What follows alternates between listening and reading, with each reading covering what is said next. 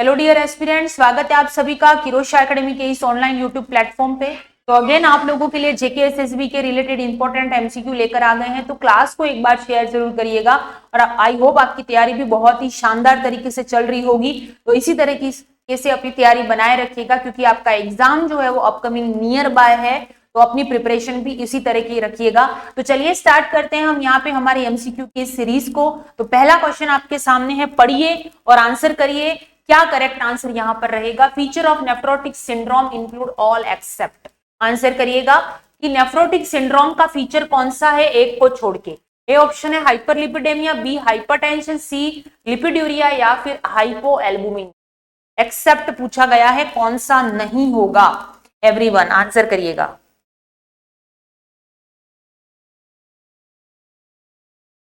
कौन सा इसमें नहीं होता है?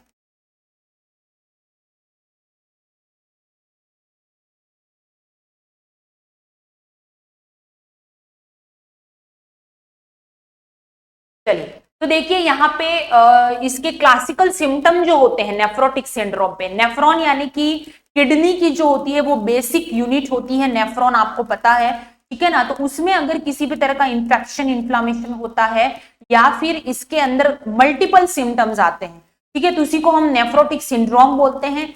जिसकी वजह से काफी ज्यादा इम्बैलेंस भी होता है, एल्बुमिन में होता है, उसके बाद में प्रोटीन में होता है, लिपिड में होता है, ये सारी चीजें जो है वो यहाँ पर देखने को मिलती है। तो यहाँ पे क्लासिकल सिम्टम की अगर मैं बात करूं तो यहाँ पे प्रोटीन यूरिया होता है। क्या होता है?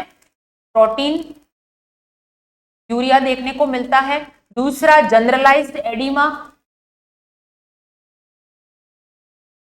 जनरलाइज्ड एडिमा देखने को मिलता है। उसके अलावा यहाँ पे हाइपो एल्बुमिनेमिया, हाइपो, ये क्लासिकल इसके 3 सिम्टम होते हैं जो देखने को मिलते हैं। उसके अलावा यहाँ पे देखिए हाइपरलिपिडेमिया होगा, लिपिड्यूरिया होगा, हाइपोएल्बुमिनेमिया, लेकिन हाइपरटेंशन क्लासिकली नेफ्रोटिक सिंड्रोम के साथ में एसोसिएटेड नहीं होता है। तो यहाँ पे करेक्ट आंसर बी रहेगा। नेक्स्ट है, देखिए कुछ क्वेश्चन, कभी ऑप्शन ऐसे आते हैं जिसमें से आपको एक ऑप्शन चूज करना होता है। तो जो लिस्ट यानी कि जब सबसे कम होने के चांसेस है इसके साथ में, या फिर इसको क्लासिकल के अंदर नहीं आते हैं, उसको आप पहले प्रायोरिटी देना आंसर के अंदर, ठीक है ना। नेक्स्ट है, Salter scale in community setting is used to measure. Salter scale community में विजिट में जो होता है वो किस में यूज करते हैं? आंसर करिएगा। क्या करेक्ट आंसर रहेगा यहाँ पे? तो साल्टर स्केल देखिए हॉस्पिटल वगैरह होता है, सेटअप वगैरह होता है, उसके अंदर तो वेइंग मशीन होता है, लेकिन कम्युनिटी सर्विस में हर जगह वेइंग मशीन ले जाना पॉसिबल नहीं होता है। इसीलिए साल्टर स्केल जो होता है उसका यूज यहां पर करते हैं। तो किस लिए करते हैं ये पूछा गया है, आंसर करिएगा।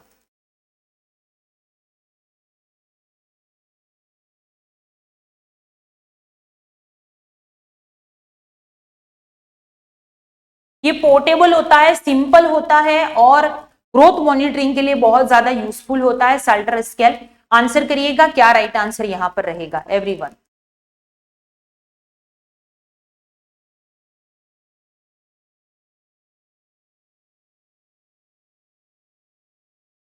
चलिए, सभी आंसर करिएगा, क्या करेक्ट आंसर रहेगा यहां?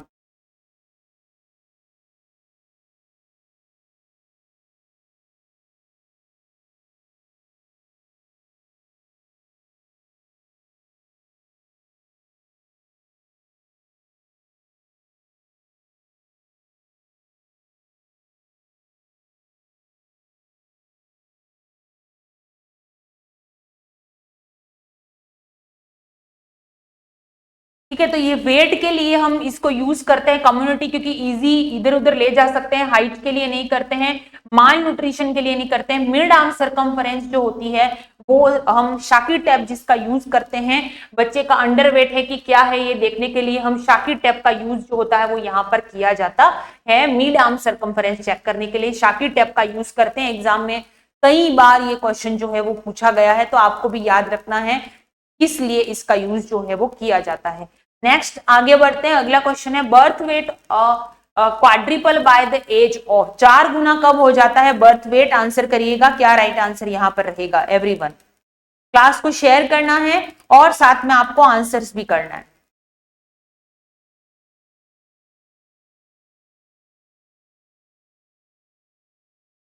बर्थ वेट,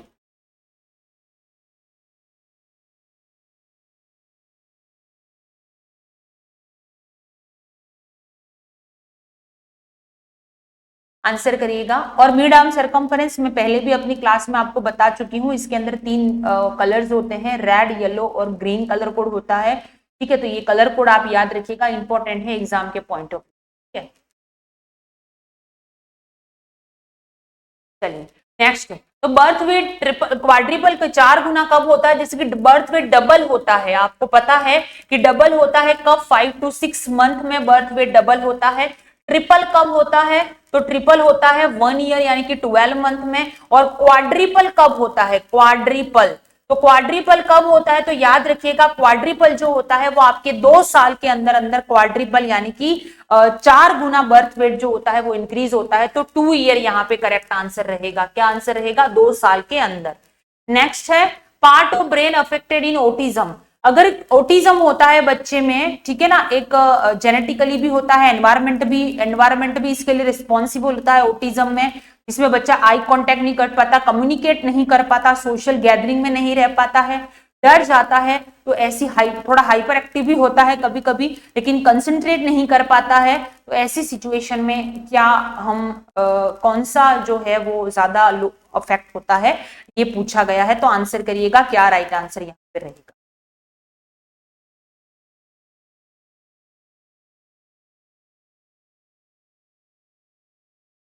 तो देखिए यहाँ पे अकॉर्डिंग टू स्टडी से ये पता लगा है कि अगर किसी बच्चे में ओटिज्म है, तो ओटिज्म वाले बच्चे में सेरेबेलम, जो कि बैलेंस के लिए और उसके अलावा मोटर रिस्पॉन्स के लिए, स्पेशली कोऑर्डिनेशन के लिए बहुत रिस्पॉन्सिबल होता है। तो इसमें जो होता है इफेक्ट होता है, अगर ओटिज्म स्पेक्ट्रम डिसऑर्डर होता है तो इसके अंदर सेरेबेलम जो होता है वो सबसे ज्यादा अफेक्ट होता है। डी करेक्ट आंसर रहेगा। नेक्स्ट है, और रोड आर पैथोमेनोमिक्स 4। आंसर करिएगा। ये क्वेश्चन जो है वो आपको थोड़ा अटपटा लगेगा, लेकिन ऐसा क्वेश्चन सेम टू सेम अगर एग्जाम में आया, ओयर रोड्स किसके लिए पैथोग्नोमेनिक है? आंसर करिएगा, पैथोग्नोमेनिक है। आंसर करिएगा, क्या राइट आंसर रहेगा अगर आपने कहीं सुना है तो?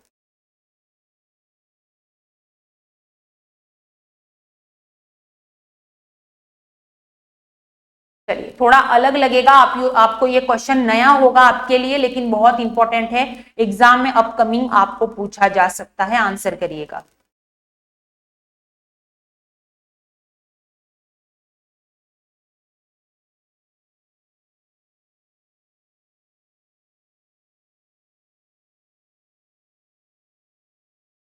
तो देखिए, ये ऑयर रॉड जो होता है एक निडल शेप होता है, आपको मैं बता दूं, निडल शेप्ड साइटोप्लाज्मिक इन्फ्यूजन होता है। क्या होता है? Needle shaped. क्या होता है? यहां पे लिख देती हूं मैं, निडल शेप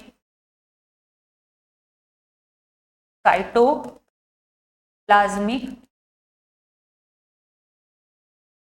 इन्फ्यूजन ये होता है। क्या होता है? जो कि एक्यूट माइलोजिनस ल्यूकेमिया में इसको यूज करते हैं। एक्यूट माइलोइड ल्यूकेमिया इसमें यूज करते हैं। एक्यूट माइलोइड ल्यूकेमिया के जो टाइप होते हैं उसके अंदर एक्यूट माइलोइड, यहां पे लिख लेती हूं मैं, एक्यूट कैरेक्टराइज्ड है ये, एक्यूट माइलोइड ल्यूकेमिया एक तरह का ब्लड कैंसर होता है। एक्यूट माइलोइड ल्यूकेमिया जो होता है वो एक तरह का क्या है?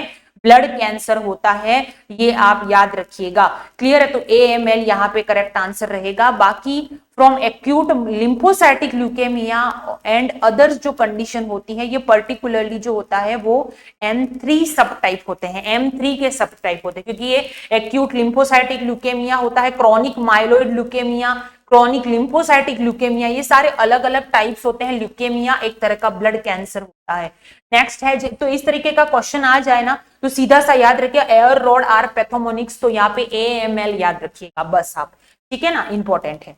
नेक्स्ट है, JKSSB का MCQ crash course and test series दोनों अवेलेबल, और टेस्ट सीरीज आपके लिए बहुत यूजफुल रह सकती है, क्योंकि अब तक आपने सारी चीजें जो है वो पढ़ ली हैं। अब बारी है कि अपने आप को प्रिपेयर करने की, यानी कि अपने वीक एरिया पे काम करने की, परफॉर्मेंस एनालिसिस की, क्योंकि आपने जो पढ़ा है वो आपको याद भी है या नहीं। ठीक है, तो ये चीज करने के लिए टेस्ट बहुत यूजफुल रहेंगे, इस नंबर पे कांटेक्ट करना है, और एमसीक्यूज पढ़ना चाहते हो तो भी आप इस नंबर पे कांटेक्ट कर सकते हैं। नेक्स्ट है hallmark microscopic feature of rheumatic heart disease are. Rheumatic heart disease का हॉलमार्क माइक्रोस्कोपिक क्या होता है, आंसर करिएगा। क्या राइट आंसर यहां पर रहेगा एवरीवन? सभी आंसर करेंगे, क्लास को शेयर करना है और साथ में आंसर भी करना है।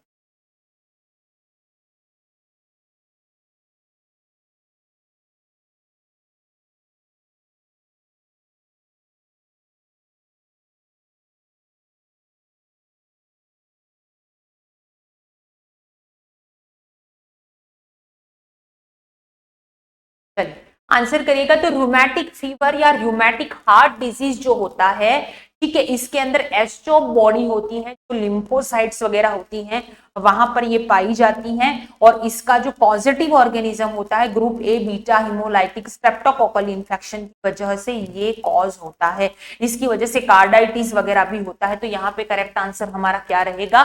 B is the correct answer. Next है Albright's syndrome has the following feature except bone lesion, skin pigmentation, sexual percocity या फिर mental retardation। आंसर करिएगा, क्या राइट आंसर रहेगा?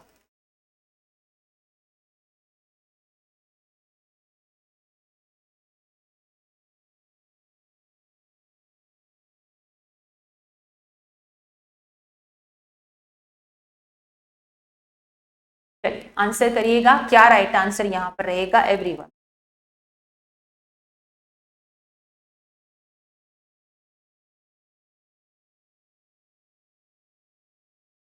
सभी आंसर करिएगा, क्या करेक्ट आंसर रहेगा?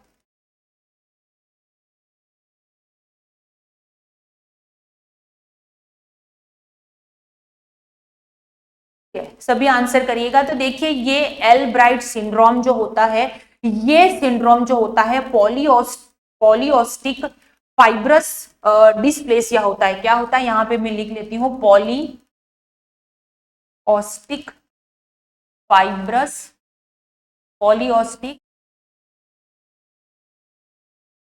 फाइब्रस डिस्प्लेसिया होता है। ठीक है, तो इसकी वजह से बोन लीजन होता है, स्किन पिगमेंटेशन होता है, सेक्सुअल पेरोकोसिटी ये भी इसके अंदर हमें देखने को मिलता है। लेकिन यहाँ पर जो होता है ये it result from activation mutation in gene, ये क्या होता है? इसके रिजल्ट, इसकी वजह से जो JNAS जीन जो है वो इसके अंदर एक्टिवेशन की वजह से ये सारी चीजें देखने को मिलती है। बाकी मेंटल रिटार्डेशन जो होता है वो इसके साथ में एसोसिएटेड नहीं होता है, MR इसके अंदर एसोसिएटेड नहीं होता है। सिंपल सी चीज है, ठीक है। इसके अंदर क्या होता है कि जो आपके अल्ब्राइट सिंड्रोम जो है इसका किसकी वजह से होता है? तो ये पॉलीऑस्टिक फाइब्रस डिस्प्लेसिया होता है।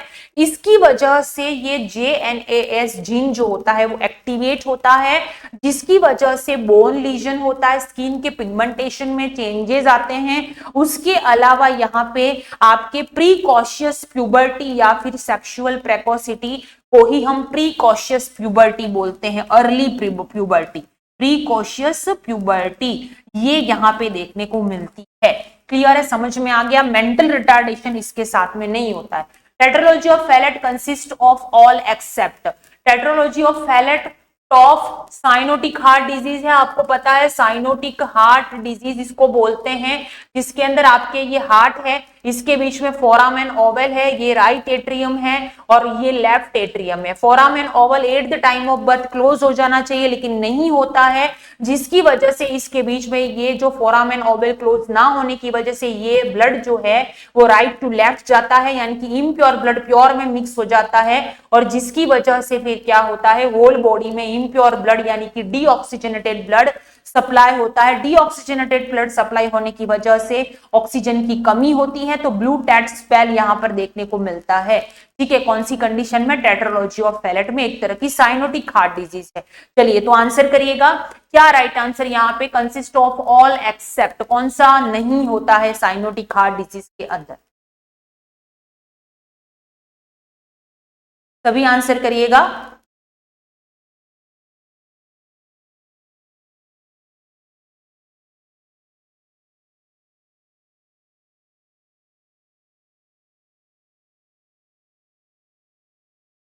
तो देखिए यहाँ पे जो टेट्रोलॉजी ऑफ फेरेट है उसके साथ में एट्रियल सेप्टल डिफेक्ट एसोसिएटेड नहीं होता, बाकी वेंट्रिकुलर सेप्टल डिफेक्ट होता है, transposition of the great artery या आयोटा का होता है, पल्मोनरी स्टीनोसिस होता है, राइट वेंट्रिकुलर फेलियर भी यहाँ पर देखने को मिलता है। ठीक है, क्या देखने को मिलता है यहाँ पे, तो ये सारे जो सिम्टम्स है वो यहाँ पे हमें देखने को मिलेगा। ये right ventricular hypertrophy, right ventricular hypertrophy. ठीक है, तो ये चार कंडीशन देखने को मिलती है। बाकी वीएसडी भी देखने को मिलता है, डेक्स्ट्रो पोजिशन या transposition of the great artery, pulmonary stenosis, narrowing होता है, लेकिन atrial septal defect is not associated with tetralogy of Fallot और द साइनोटिक हार्ट डिजीज और right to left shifting of the blood. ठीक है, next है boot shaped heart sign is seen in children with. अभी हमने पढ़ा कि boot shape heart जो है वो किस में देखने को मिलता है, पहले भी मैं पढ़ा चुकी हूं, तो आंसर करिएगा क्या राइट आंसर यहां पर रहेगा आपका। सभी आंसर करिएगा what is the correct one.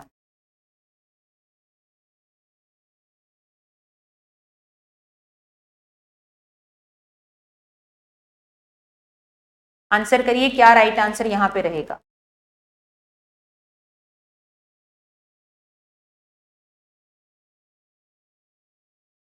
Class को शेयर करना है और साथ में आपको आंसर करने हैं। ठीक है,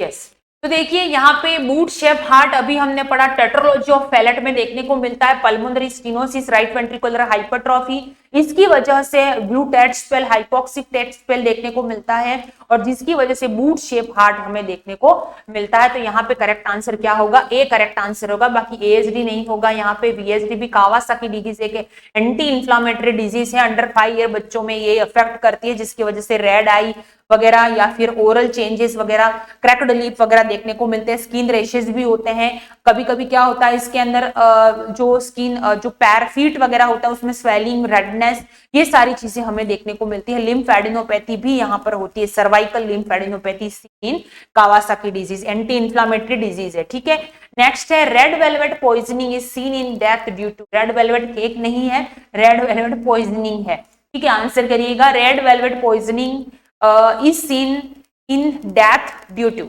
आंसर करिएगा क्या राइट आंसर यहां पे रहेगा। क्लास को शेयर करना है और साथ में आंसर्स भी करना है।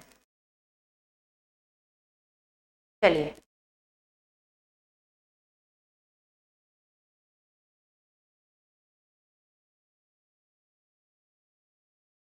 चलिए तो देखिए रेड वेलवेट पॉइजनिंग इसको इसीलिए बोला जाता है क्योंकि ये ऐसी पॉइजनिंग है जिसकी वजह से जो और म्यूकोजा जो होती है, म्यूकोजा जो होती है वो क्या हो जाती है, गैस्ट्रिक म्यूकोजा रेड कलर की दिखाई देती है इसकी पॉइजनिंग के बाद, इसीलिए ये पॉइजनिंग का नाम होता है आर्सेनिक पॉइजनिंग।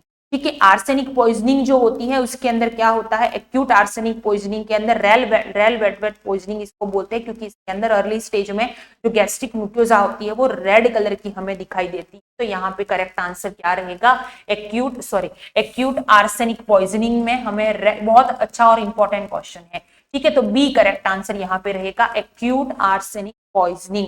ठीक है, समझ में आ गया। एक्यूट आर्सेनिक पॉइजनिंग जो होता है वो सीवियर गैस्ट्रिक इरिटेशन बहुत ज्यादा कॉज करता है अगर आप उसको पॉइजनिंग को लेते हैं, कोई भी लेता, नहीं लेना चाहिए, बट अगर इसकी फैक्ट्री में काम करता है, फर्दर कोई भी रीजन होता है। ठीक है, तो एब्डोमिनल पेन, वॉमिटिंग, डायरिया, ठीक है, ये यहाँ पे कॉज होता है और ये बिल्कुल कलरलेस होता है। आर्सेनिक याद रखिएगा कलरलेस होता है, टेस्टलेस होता है, किंग ऑफ पॉइजन इसको बोलते हैं। आर्सेनिक को क्या बोलते हैं तो याद रखिएगा किंग ऑफ पॉइजन।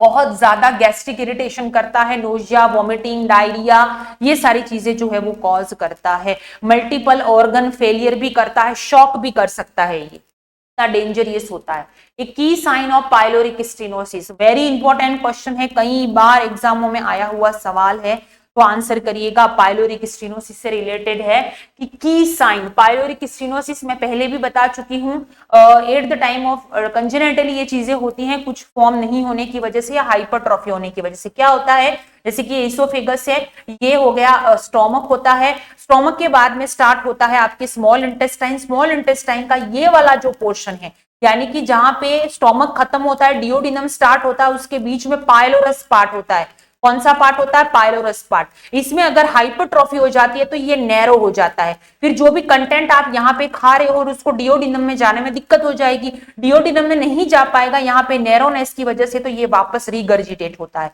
रीगर्जिटेट होता है तो फोर्सफुल यहाँ पे वॉमिटिंग होती है, जिसको हम प्रोजेक्टाइल वॉमिटिंग कहते हैं। इस वॉमिटिंग में बाइल नहीं आता है। क्यों नहीं आता है, क्योंकि बाइल कहाँ पे आता है, डिओडिनम वाले पार्ट में बाइल आता है, और यहाँ पे तो पहुंच ही नहीं रहा, उससे पहले ही वॉमिटिंग हो रही है। और गैस्ट्रिक यानी कि स्टोमक में बाइल नहीं होता है, इसलिए इसमें नॉन बिलियस वॉमिटिंग देखने को मिलती है। एग्जाम में हमेशा पूछा जाता है। प्रोजेक्टाइल वॉमिटिंग इसका की फीचर है। बाकी रीगर्जिटेशन होता है, जेली लाइक स्टूल जो होता है वो आपको इंट्यूससेप्शन में देखने को मिलेगा, ठीक है, यहाँ पे नहीं होगा। स्टेटोरिया फैटी स्टूल होता है, डी करेक्ट आंसर यहाँ पर रहेगा। नेक्स्ट है the anterior fontanelle in a children close. Anterior total कितने फॉन्टेनल होते हैं, 6 फॉन्टेनल होते हैं, ठीक है ना। उसके अंदर एंटीरियर पोस्टीरियर हमारे इंपॉर्टेंट होते हैं। एंटीरियर पोस्ट दो जो होते हैं उसको बहुत ज्यादा इंपॉर्टेंट है, एक एंटीरियर और एक होता है पोस्टीरियर, ठीक है। एंटीरियर जो फॉन्टेनल होता है जिसको हम डायमंड शेप बोलते हैं, क्या बोलते हैं, डायमंड शेप बोलते हैं। और जो पोस्टीरियर शेप होता है उसको हम ट्रायंगुलर शेप बोलते हैं, क्या बोलते हैं, ट्रायंगुलर शेप यहाँ पर बोला जाता है। जो एंटीरियर फॉन्टेनल होता है वो क्लोज कब होता है, तो 18 मंथ में क्लोज होता है या फिर 1.5 ईयर में क्लोज होता है। लेकिन जो पोस्टीरियर फॉन्टेनल होता है ये लगभग 6 वीक में क्लोज हो जाता है, 1.5 मंथ में ये क्लोज हो जाता है। क्लियर है, तो यहाँ पे करेक्ट आंसर एंटीरियर फॉन्टेनल कब क्लोज होता है, तो 12 से 18 महीने में क्लोज होता है, डी करेक्ट आंसर रहेगा। यस, जेकेएसएसबी की प्रिपरेशन कर रहे हो तो course MCQ crash course available है किरोशा एकेडमी की ऐप पर, प्लस टेस्ट सीरीज भी अवेलेबल है। तो अगर आप पढ़ना चाहते हैं तो इस नंबर पे कांटेक्ट करिएगा। 28 जून को आपका एग्जाम है। एग्जाम से पहले अपने आप को एनालिसिस करना चाहते हैं तो इसे आप कर सकते हैं, ठीक है ना। बाकी आई होप आपको क्वेश्चन आंसर जो है वो आप यहाँ पे समझ में आ रहे होंगे। हम कोशिश कर रहे हैं कि जितना ज्यादा अच्छा हो सके उतना आपके लिए परफॉर्म करते हैं। मिलते हैं नेक्स्ट क्लास में, तब तक के लिए 28 जून को आपका एग्जाम है, याद रखिएगा टेस्ट सीरीज जरूर सॉल्व कीजिएगा ताकि आप अपने वीक एरिया पे काम कर सकते हैं और अपने एग्जाम में अच्छा परफॉर्मेंस दे सकते हैं। मिलते हैं नेक्स्ट क्लास में, तब तक के लिए थैंक यू वेरी मच।